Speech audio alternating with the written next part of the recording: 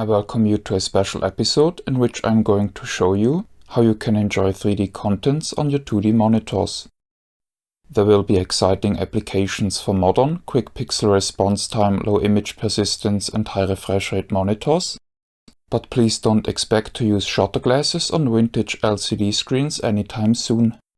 But even for those screens, there's a way to 3D, as you will see in the second segment of the video.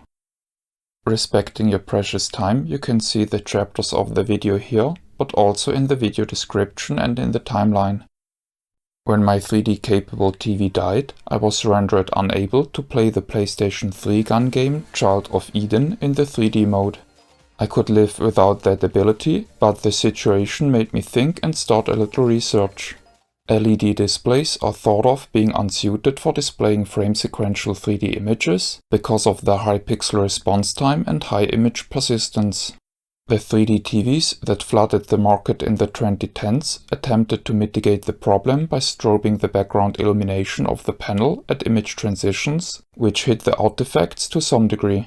Today, owning a 240Hz fast pixel response time monitor and a 120Hz TV, while having the hypothesis that I can mitigate any display lag issues by phase modulation of the sync signal, I was eager to experiment whether the LED limitations still hold true or whether the return of 3D content can come. Because the 2010s 3D hype cooled down, there's lots of leftover stock, which vendors are eager to get rid of to regain storage space. As such, I was able to get Sony glasses for $22, a Sony IR emitter for $8 and a signal processor for $110. The signal processor is a Shenzhen Youthing Technology YT-V3D-P, which takes side-by-side or frame packet 3D signals and converts them to frame sequential format to be displayed at 120Hz and provides a VESA 3D sync signal for external emitters. I was able to characterize the VESA sync signal at that frame rate to be a 59.94Hz AC square wave, with an amplitude between 3.3 volts and 5 volts peak to peak. First, I wanted to see whether I could eliminate the proper VESA 3D sync signal source and synthesize my own, because I would imagine the fewest people have a VESA sync source in their households. Sadly, it seems that the VESA sync signal itself is unstable and shifts over time.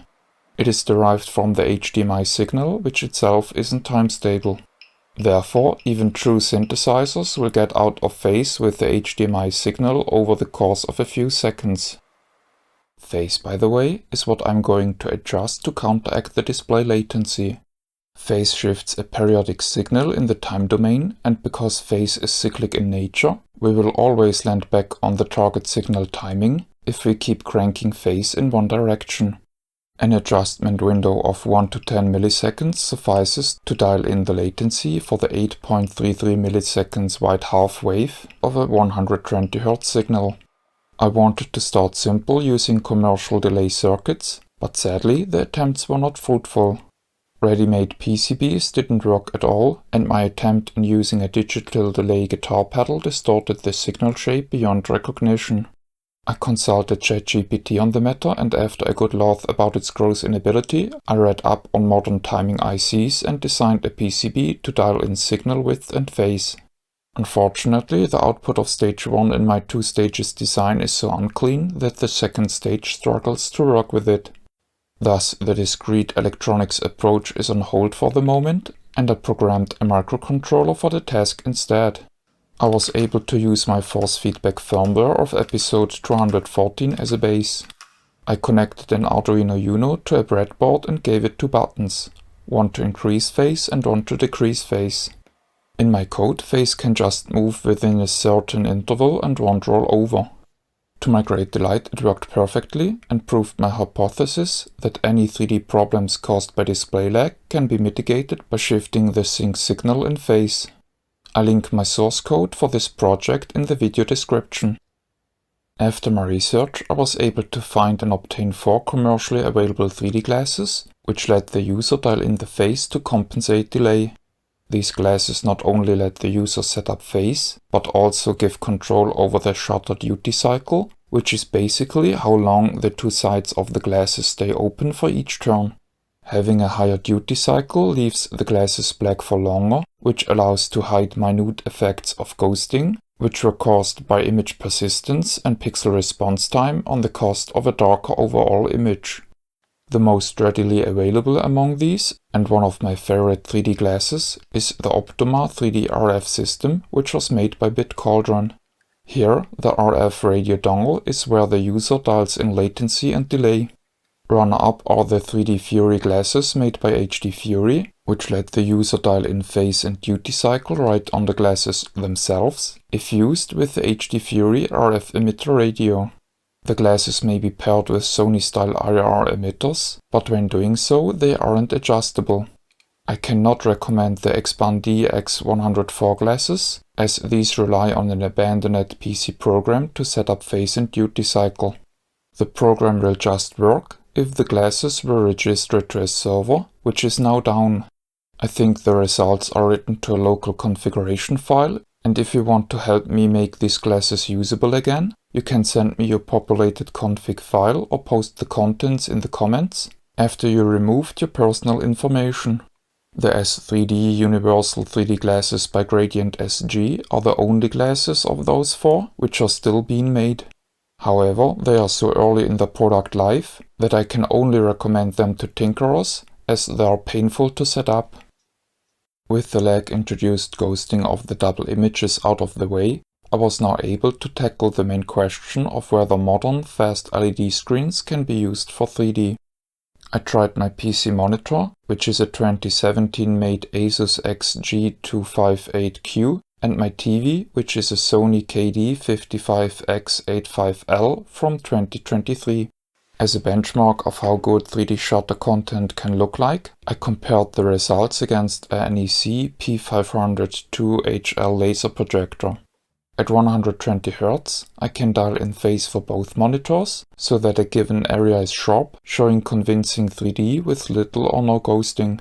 Both of these displays, however, build up their image from the top down to the bottom. And if I dial the bottom sharp, then the top ghosts noticeably. When I start to also dial in the shutter duty cycle, the situation changes a lot, and the amount of ghosting decreases significantly.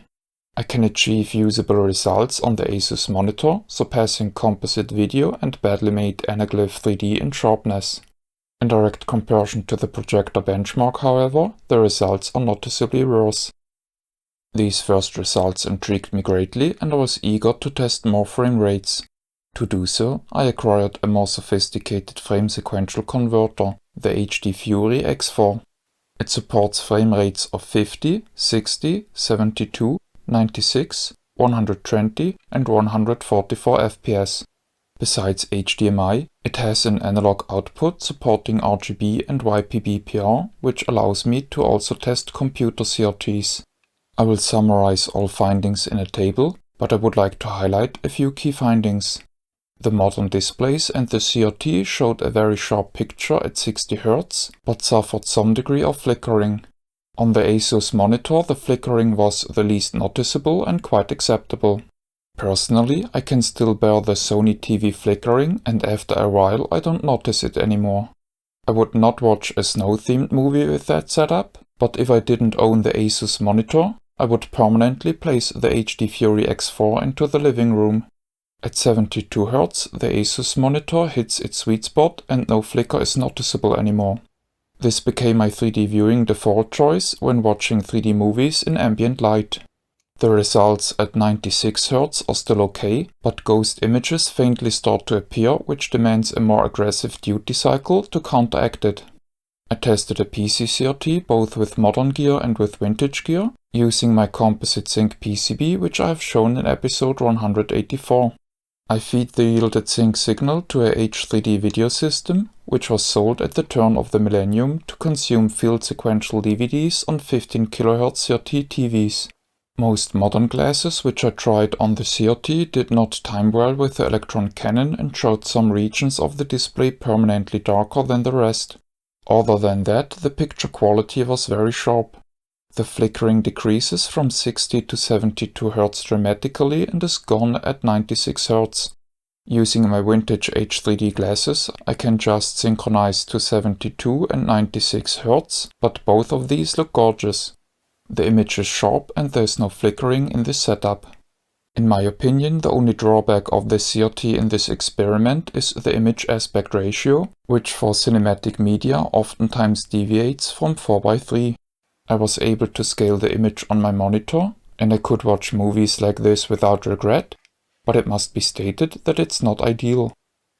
Personally, I'm very excited about these shutter glasses results. Please keep in mind that the two used LED screens are by no means bleeding-edge examples of most current technology. Higher-end LED screens and more so OLED displays, with inherent low pixel response time and retention, will likely yield even better results. Also, emerging features like black frame insertion are conceptually similar to backlight strobing and might help 3D display even more. The major manufacturers reduced their 3D monitor lineup and the TVs from the 2010s are starting to break. I feel with this discovery, 3D media consumption is saved for years to come. My experiments are a proof of principle and not a buying guide or a complete solution. Neither am I suggesting to hunt down certain hard-to-come-by shutter glasses just to manipulate the duty cycle. Many shutter glasses of the noughties let the user directly access the two LCD shutter panels via open contacts and don't house other electronics. With this direct access, it's easy to either prolong the shutter duration or to increase the shutter voltage to achieve a similar result. I connected vintage H3D glasses to my frequency generator turned to higher voltages. Like this, I was able to verify that this was a viable route, even for a 120 Hz frame rate. In theory, one could scavenge most modern shutter glasses, open them and tap direct wires to the two shuttering panels. In this segment, I'm going to show a few other means of watching 3D content on 2D screens, before making a deep dive into Anaglyph 3D. A goofy-looking, cumbersome yet interesting method is using prismatic glasses. These have their origin in stereoscopic photography. People would print the two half images side by side or top and bottom, sit at the correct distance and angle, and watch photos through a viewer which allows the brain to combine the two pictures to a complete 3D picture, each eye just seeing one of the pictures. Glasses for both kinds, side by side and top and bottom, are available. Some enthusiasts make videos in this format, and some programs are able to convert standard 3D content to it. The disadvantages are the need of the user to sit still in the perfect position and color fringing caused by chromatic aberration. Also, using such glasses feels a bit like seeing cross-eyed. There are two interesting ways of watching 3D video which demand special-made content and won't work otherwise, yet curiously allow viewers without glasses to see an artifact-free 2D version. The older technique uses glasses which have one of the two eyes looking through a dark foil. Visual information is processed slower by the brain at low light conditions. Seeing lateral moving objects with glasses as described, the human brain perceives non-existing depth components for the scene. Albeit this demands a permanently moving camera or view, this so-called Pulvrich effect has been used for a slew of TV shows, movies and documentaries. Doctor Who Dimensions in Time and I, Monster, starring Christopher Lee, are standout examples. In 1988, the technique has been refined, giving minute color filters to each side, improving the effect immensely. Notably, Commodore used the principle for its 3D action pack, the games of which I have all reviewed on this channel. A relatively new technique again uses prisms, but instead of one for each eye, thousands are used, microscopically arranged in thin foils. The so-called chroma depth glasses take the chromatic aberration weakness of the historic prism glasses and fully embrace it to make it the underlying principle. Using these glasses, different colors reach the eye at different focal points, creating a perception of artificial depth. The depth order of foreground to background is physically linked to the particular color identity. For example, red is always in the foreground, in front of green, and both of these are in front of blue. This might sound very limiting, but chroma depth has been successfully used for music videos such as Recover Retreat by the New Cassettes and the movie Elliot. It was also used for VH1's TV show I Love the 80s 3D. Viewing content which is not made for these glasses looks blurred and shows rainbow-colored halos around outer edges. The most popular method of watching 3D contents on 2D screens is Anaglyph glasses, colloquially better known as red and blue glasses. The name is unlucky though, as modern glasses are actually red and cyan, which does in fact make a vast difference.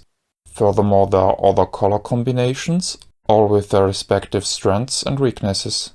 A common problem with Anaglyph contents is so-called binocular rivalry, in which some of the colors on screen appear to shimmer or strobe. Usually it's the color which is removed by one of the filters, like red, if using red and cyan glasses. Ghosting is another problem and occurs when portions of one half image can be seen by both eyes, yielding partial double vision. Red and blue was often used in the 1970s, and you would come across it by watching unaltered re-releases of movies from that time. Red and green was employed in a few movies in the 1950s, but was used less frequent after the 1960s. Both color combinations have in common that color perception is challenged by binocular rivalry in many scenes. The cyan-looking filter of red and cyan allows both blue and green to pass, which allows for superior color perception and less rivalry. Amber and blue glasses were invented in 1999 and are also known as Color Code 3D. These glasses allow a relatively neutral color perception. The ghosts of double images and viewing content without the glasses are thought to be less irritating than with prior known color combinations. Color Code 3D was used for theaters and TV broadcasts, but to my knowledge just 2 video home releases made use of it. Green and magenta glasses were popularized in 2007 and are known as trioscopics. These glasses mean to offer good color perception and were used a lot on DVDs and Blu-rays. The strong ghosting associated with the trioscopics conversion process makes this by far my least favorite. It is a crying shame because another company also used the same color pair in 2007, but without the ghosting issue, by employing more thoughtful processing. These magenta and green glasses were known as tri-ovis and were mostly used for video games, but also for one movie called Battle for Terra. For this video, I wanted to give Anaglyph 3D glasses a fair chance and bought a bunch of movies to have a comprehensive picture of the performance. Luckily, among my very first batch of samples, I saw movies which were processed by a company called 3D Film Archive, who is using Greg Kinn's adaptive multiband Anaglyph encoding. That was a real eye-opener of what is possible if passionate, smart people are working on something. These 3D Film Archive movies sacrifice a bit of color to dramatically cut down on binocular rivalry. Also, there's very little ghosting in their movies, which is impressive when compared to big corporation releases such as Friday the 13th Part 3 or Final Destination 4. Avoiding ghosting comes down to using the right shade of red and cyan on the monitor that is going to be blocked by matching glasses that come with the movie. Sadly, many companies put very little care into that work. Luckily, enthusiasts can somewhat save a messed up Anaglyph movie by using more forgiving filter foils, which pass a wider spectrum on one eye, while completely block the same on the other eye. This will negatively affect color perception, but leaves the 3D effect intact. One for each eye, I acquired 2 foil sampler books made by Leaf Filters to find the ultimate foils for do-it-yourself glasses. Like Lee K from the MTBS 3D forum before me, I found that 026 Bright Red and 141 Bright Blue avoid ghosting very well, while keeping the stereoscopic effect intact. When a movie doesn't work well with its supposedly bespoke glasses, then I change to my custom Lee glasses and have a great experience again. The adaptive multiband anaglyphic encoding was not the first of its kind. In 2005, a company called Sensio offered a processing technology which was also supposed to decrease binocular rivalry and improve color perception, the so-called Safe 3D encoding. It was used for the movie Shark Boy and Lava Girl and an episode of the TV show Medium. Personally, I'm not impressed with the results. While binocular rivalry is indeed greatly reduced, pretty severe ghosting is present. Even older than Safe 3D is Mark Dawson's anaglyphic contrast balance, abbreviated as ACB 3D, which he patented in 2001. As Studio 555, he distributes ACB 3D content on his personal website. The ACB 3D processing yields in the best Anaglyph images I have ever seen. No binocular rivalry, little if any ghosting, and beautiful color preservation. These images look especially good when seen through ACB 3D handheld glasses, which are very carefully manufactured red and cyan viewers. I taped a frame to such a ACB 3D viewer and it became my favorite Anaglyph glasses. These completely filter out some colors, while leaving alone much of the spectrum, and hence are shockingly color neutral for red and cyan glasses. They work great for generic red and cyan movies. If I had to replicate those using Lee filters, I would choose 106 primary red and 116 medium blue-green. In my research, I stumbled upon something which contemporarily was laughed at and belittled as poor man's 3D format to 3D Anaglyph converters. There are both software products and hardware converter boxes. Most boxes just support side-by-side formatted video, but the Cellnorth 3D Video Wizard also accepts 1080i or 720p frame-packed 3D content and thus can be used with 3D-capable consoles and Blu-ray players. It uses amber and blue glasses and performs very well. This device earned itself a permanent location in my living room. Bearing in mind that there are gaming consoles and Blu-ray players which do offer side-by-side output, the more common converters are still an attractive option, considering the low price. For just $23 I got the AB3D box straight from the Polish manufacturer, and it works great when used with my custom red and cyan glasses. Now being aware of the publicly lesser known true capabilities of Anaglyph 3D, personally I would love to see a company licensing ACB 3D or adaptive multiband anaglyphic encoding for a software or hardware converter product. Yes, a well-maintained shutter-based 3D setup is superior to Anaglyph 3D, but it is also a hassle. A big appeal of Anaglyph 3D is the ease of use and the vast compatibility to various display types. Much like the Nintendo Wii tainted the reputation of infrared motion tracking for well over a decade, I feel the general opinion on 3D home media has been unjustifiably deteriorated by greedy corporations chasing a quick profit during a volatile craze. Lackluster 2D to 3D automatic conversions, terrible Anaglyph movie versions, and underperforming, cheap supposedly 3D-ready TVs left a bad taste in the mouth. But also like with infrared motion tracking, a few passionate enthusiasts is enough to keep something alive and even to start a new beginning. This is the end of the video. My name is Ben. I thank you for viewing.